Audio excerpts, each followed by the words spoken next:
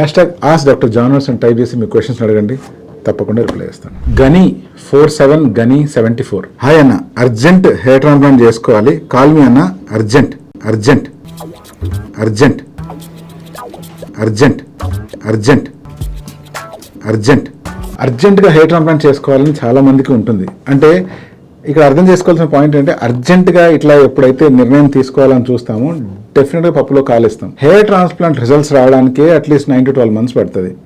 జీవితం మొత్తంలో మీరు హెయిర్ ట్రాన్స్ప్లాంట్ చేసుకునే అవకాశాలు ఐదర్ ఒక్కసారి లేదా 2 సార్లు, అంతకంటే ఎక్కువ సార్లు చేసుకోవాలంటే మీకు డోనర్ ఏరియా మిగిలి ఉండాలి.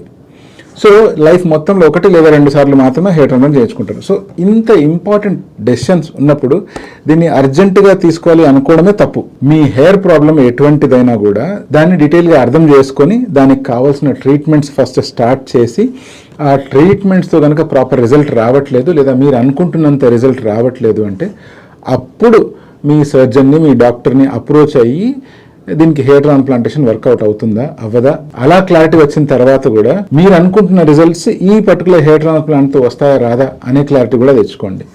అప్పుడు నిర్ణయం తీసుకోండి.